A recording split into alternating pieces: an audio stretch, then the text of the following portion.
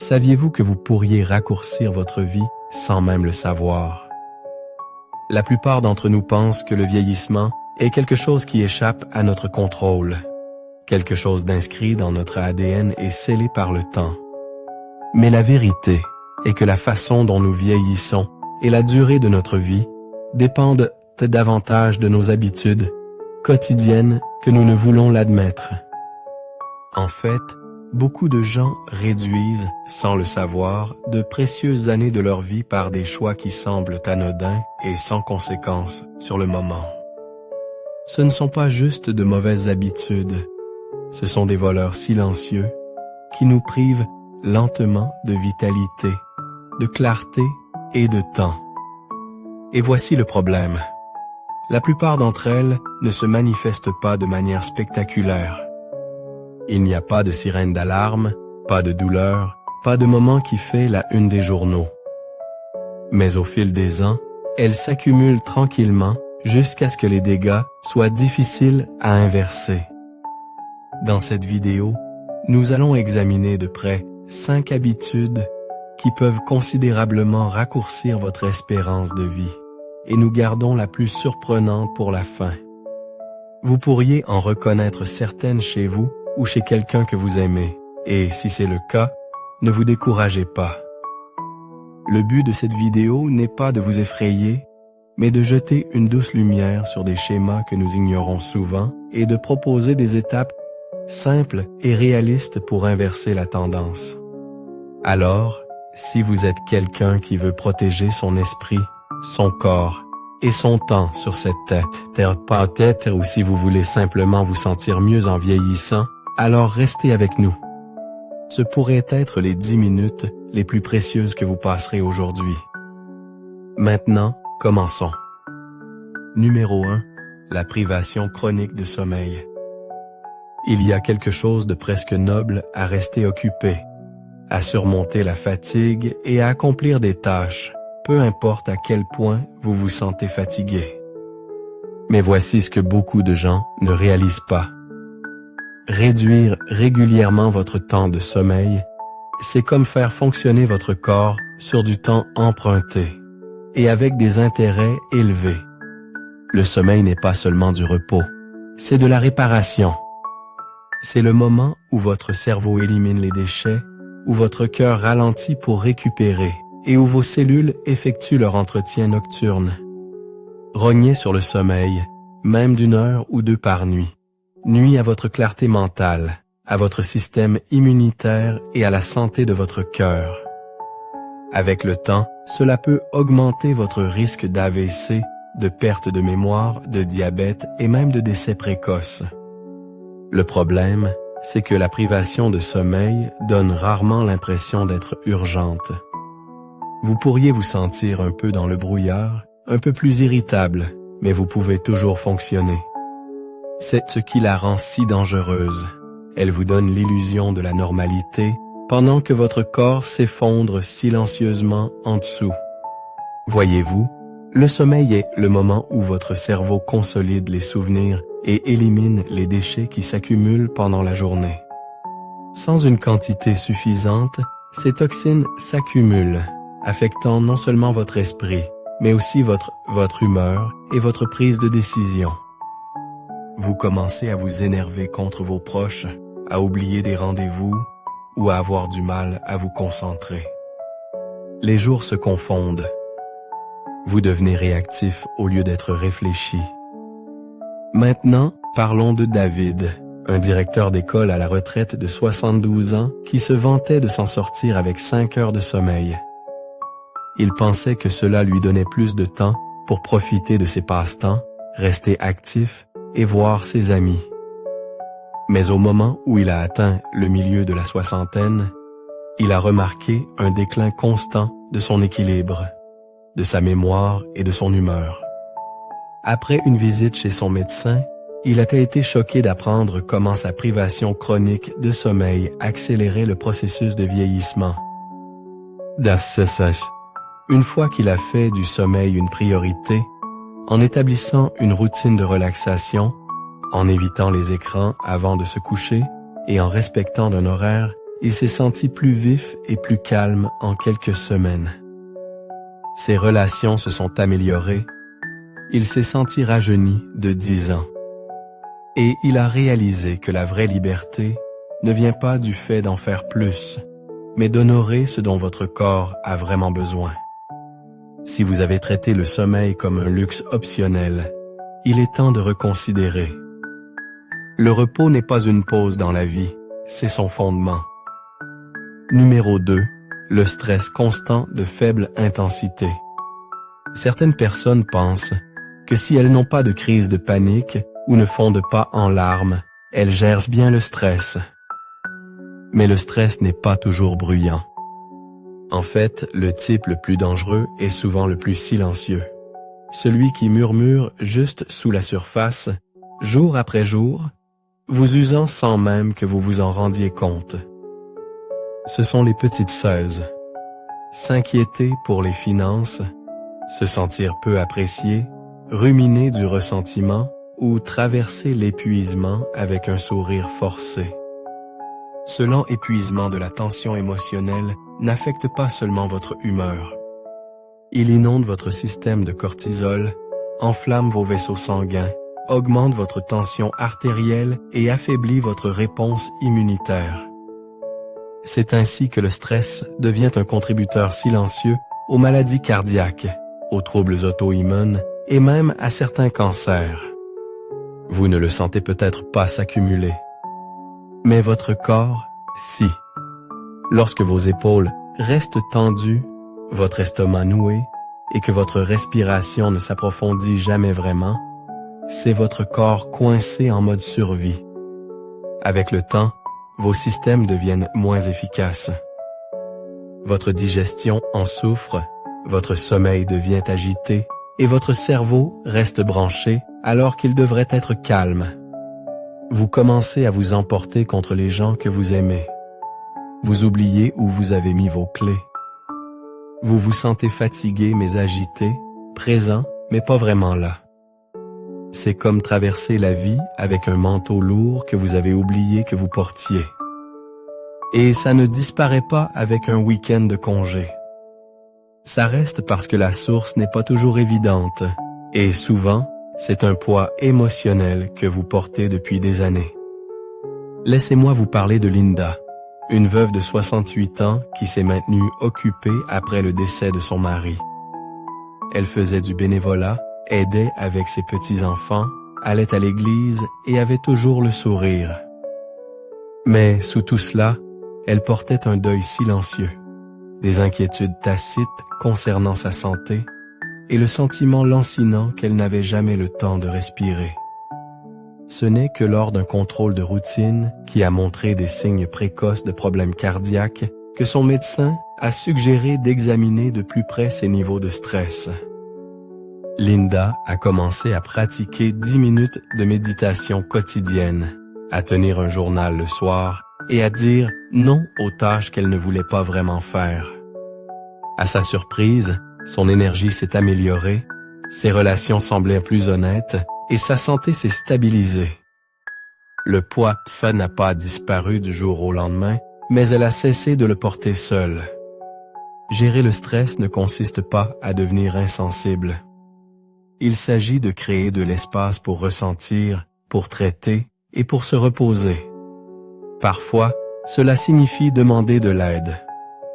Parfois, cela signifie pardonner à quelqu'un qui ne s'est jamais excusé. Et souvent, cela signifie simplement s'asseoir tranquillement et respirer profondément. Ces petits changements ne vous aident pas seulement à vous sentir mieux, ils vous aident à vivre plus longtemps. Numéro 3. Manger des aliments ultra transformés. La plupart des gens considèrent la nourriture comme du carburant, et c'est vrai, mais tous les carburants ne se valent pas. Lorsque votre alimentation est principalement composée d'aliments ultra transformés, des choses comme les plats surgelés, les collations emballées, les céréales sucrées et la restauration rapide, vous nourrissez votre corps de produits chimiques, de conservateurs et de calories vides au lieu des nutriments dont il a besoin pour guérir et prospérer. Ces aliments sont souvent dépourvus de fibres, bourrés d'additifs et conçus pour être addictifs. Ils ne contribuent pas seulement à la prise de poids. Ils déclenchent l'inflammation, déstabilisent votre taux de sucre dans ce sang et affaiblissent votre intestin, qui est profondément lié à votre système immunitaire, à votre humeur et même à vos fonctions cérébrales. Le piège, c'est que ces aliments sont pratiques, bon marché et ont souvent bon goût. Lorsque vous êtes fatigué, pressé ou tout simplement pas d'humeur à cuisiner, prendre un paquet de chips ou réchauffer quelque chose sorti d'une boîte semble inoffensif. Mais avec le temps, les dégâts s'accumulent. L'inflammation devient chronique. Votre énergie baisse. Votre peau change. Votre mémoire semble un peu plus terne. Et vous pourriez attribuer cela à l'âge, mais en réalité, vos cellules luttent pour faire leur travail parce qu'elles n'ont pas les outils nécessaires. Vous n'attendriez pas d'un jardin qu'il prospère avec du soda et de l'eau de Javel. Alors pourquoi le demander à votre corps? Il y a aussi le côté émotionnel. Beaucoup de gens, en particulier les personnes âgées, se tournent vers les aliments réconfortants lorsqu'ils se sentent seuls ou nostalgiques. Une part de tarte leur rappelle les après-midi du dimanche. Un milkshake pris au drive-in ressemble à une gâterie des jours meilleurs. Et bien qu'il n'y ait rien de mal à apprécier la nourriture comme une expérience, les problèmes commencent lorsque ces aliments deviennent une habitude quotidienne au lieu d'une indulgence occasionnelle. Il est facile de tomber dans des routines où le micro-ondes devient votre chef principal et où les emballages colorés remplacent les vrais légumes. Plus cela arrive souvent, plus votre corps commence à lutter. Laissez-moi partager l'histoire de Karl, un ancien mécanicien de 75 ans qui vivait seul après le décès de sa femme. Pendant des années, il a mangé des conserves et des produits en boîte, non par paresse, mais parce que cela semblait plus facile et familier. Il n'a pas remarqué les changements au début, juste un peu plus de douleur articulaire, un peu plus de fatigue, quelques kilos en trop. Mais lorsque sa tension artérielle a grimpé et que son médecin l'a averti d'un prédiabète, Karl a su qu'il devait changer. Il a commencé simplement. Remplacer ses céréales sucrées par du porridge et des fruits, troquer le soda contre de l'eau et cuisiner un repas par jour avec de vrais ingrédients. En quelques mois, il a non seulement perdu du poids, mais a également remarqué une pensée plus claire et des humeurs plus stables. La cuisine est devenue un lieu de guérison, pas seulement d'alimentation. Nous pensons souvent que bien manger signifie renoncer à la joie, mais c'est le contraire. Lorsque votre corps se sent nourri, la vie devient plus légère. Les douleurs diminuent. Le brouillard se lève. Vous avez plus à donner aux autres et plus à apprécier pour vous-même. Il n'est jamais trop tard pour échanger la commodité contre la vitalité. Quelques petits changements peuvent restaurer des décennies de santé que les aliments transformés ont tranquillement volés. Numéro 4. L'isolement social. Il y a une sorte de silence qui est plus bruyant que le bruit.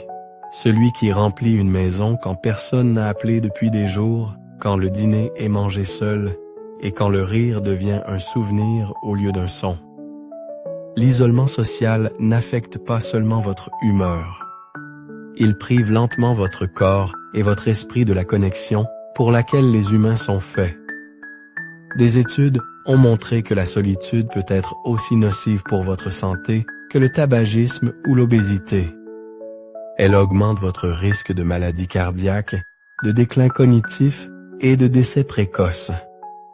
Mais le problème, c'est qu'elle ne ressemble pas toujours à de la solitude. Parfois, elle ressemble à de l'indépendance. Parfois, elle ressemble au fait de rester chez soi pour ne pas être un fardeau. il y a une différence entre la solitude et l'isolement. La solitude peut être paisible et nourrissante, surtout lorsqu'elle est choisie. Mais l'isolement s'installe lorsque les connexions s'estompent et que les routines deviennent rigides. Peut-être que vos enfants ont déménagé. Peut-être que votre conjoint est décédé. Peut-être que des problèmes de santé rendent plus difficile de sortir. Les raisons sont compréhensibles, mais l'impact est le même. Votre cerveau a besoin de stimulation. Votre cœur a besoin de rire. Votre corps prospère grâce à l'affection, même s'il ne s'agit que d'une main sur votre épaule ou de quelqu'un qui se souvient de votre nom.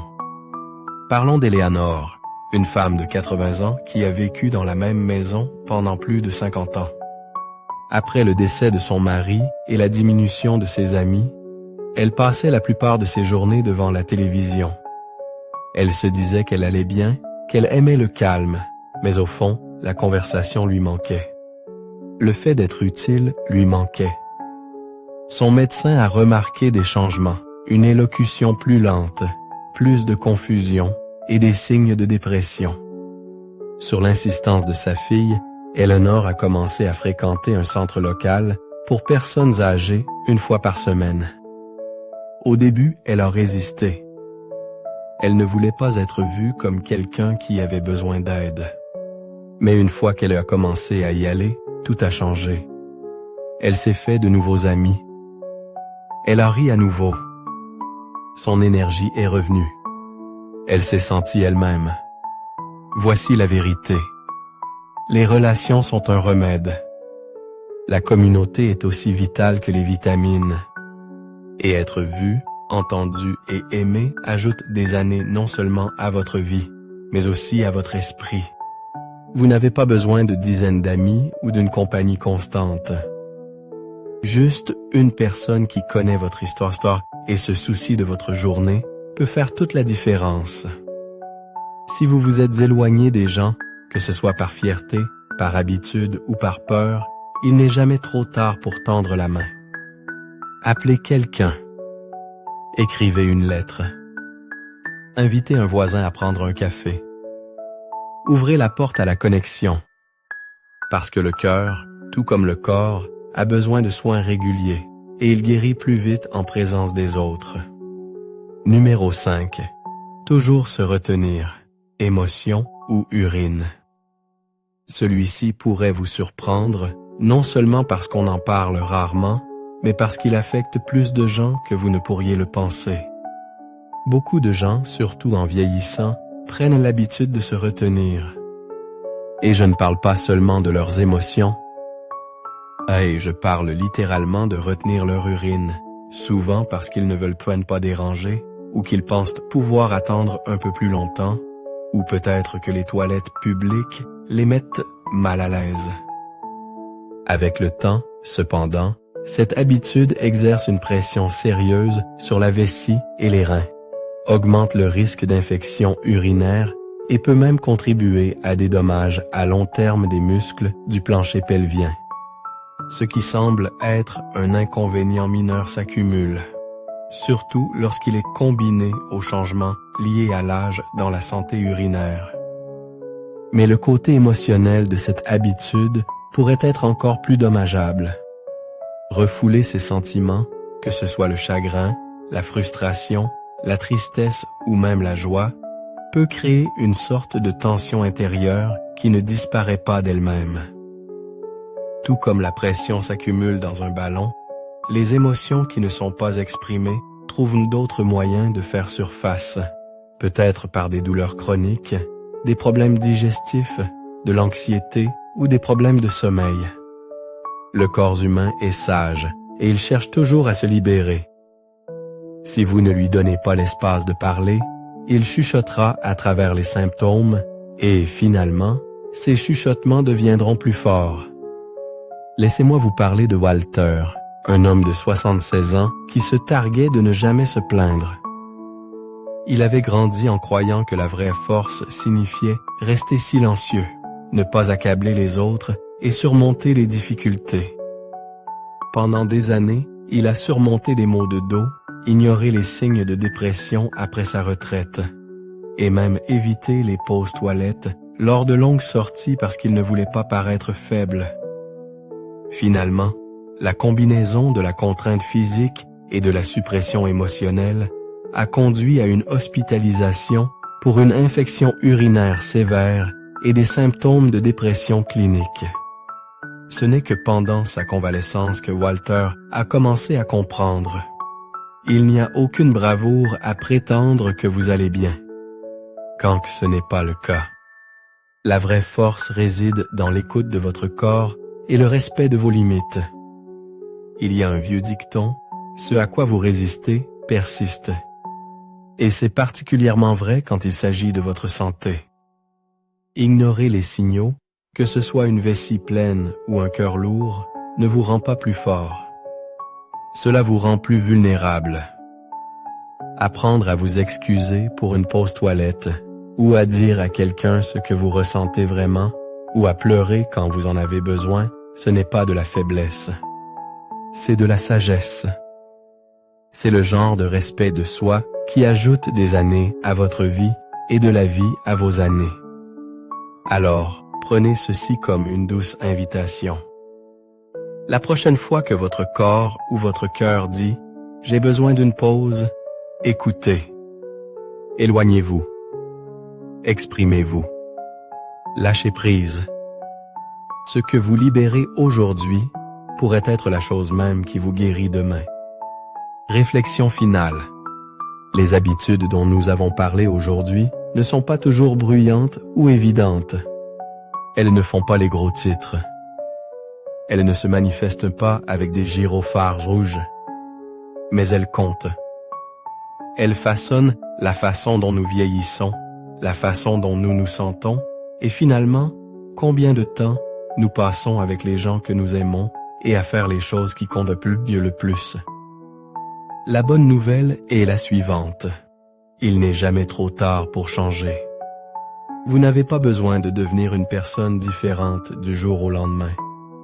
Vous avez juste besoin de remarquer les schémas qui volent tranquillement votre avenir et de choisir, un moment à la fois, de faire quelque chose de différent.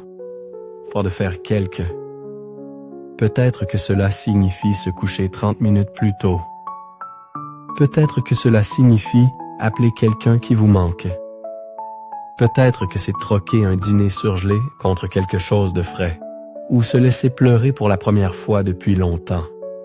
Les petites choses, faites régulièrement, font une plus grande différence que les grands gestes faits une seule fois. Il ne s'agit pas de rechercher la perfection. Il s'agit de choisir le soin. Prenez soin de votre corps. Prenez soin de votre esprit. Prenez soin de votre temps. Vous êtes arrivé jusqu'ici dans la vidéo, ce qui me dit quelque chose d'important. Vous vous souciez de votre vie. Vous vous souciez de votre santé. Vous n'êtes pas quelqu'un qui laisse simplement les années passer. Vous êtes quelqu'un qui veut être ici, pleinement. Quelqu'un qui a encore des choses à donner et des souvenirs à créer. Ce n'est pas quelque chose que tout le monde peut dire. Et ça, mon ami, c'est quelque chose dont on peut être fier. Merci de nous avoir rejoints. Aujourd'hui, nous aimerions avoir de vos nouvelles.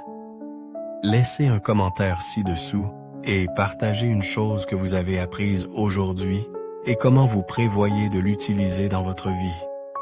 Vos réflexions sont importantes pour nous, alors n'hésitez pas à les partager.